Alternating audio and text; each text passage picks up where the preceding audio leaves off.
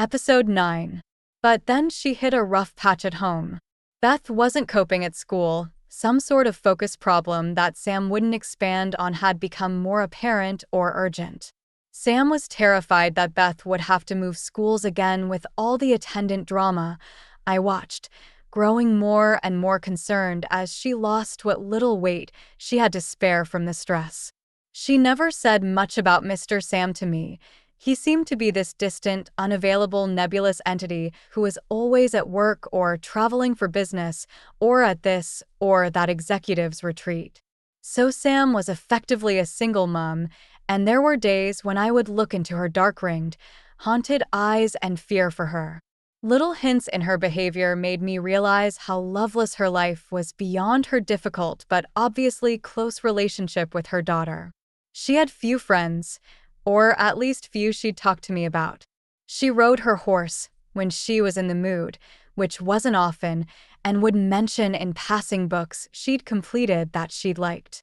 But she never mentioned parties or social events or going out, even when I began to do so to see if I could draw her out a bit.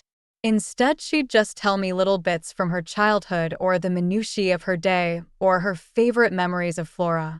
And I'd sit there and listen to her and try not to watch her too much, because I was scared that my fervor for her would show in my eyes. So I'd laugh and tease her and enjoy the small little gentle taunts she began to throw back at me once she was certain that I wasn't simply another flake who'd drift into her life for an hour, or a day, or a season, and then leave. When we were together, she'd seldom let go of my hand. Sometimes she'd go quiet for a minute or two and just watch me. It was cute, in a weirdly pleasing but still unsettling way. The mornings grew lighter, the park more populous. Daffodils burst forth as spring unfurled her glory. Sam was clearly exhausted, though dark shadows clung to her.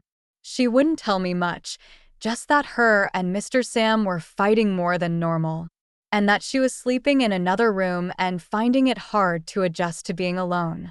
I hugged her extra hard one Friday morning at our parting, with one arm low around her waist and the other clasped across her shoulders as if we were slow dancing. And she let out a quiet little "no, don't," and clung tenaciously to me when I first made to let go. For a few mad seconds I thought of calling in sick and just staying with her. But money was tight, and I needed the work. So I pressed my lips to her cheek and held her tight and almost suppressed the desperate little sound of longing that I let out.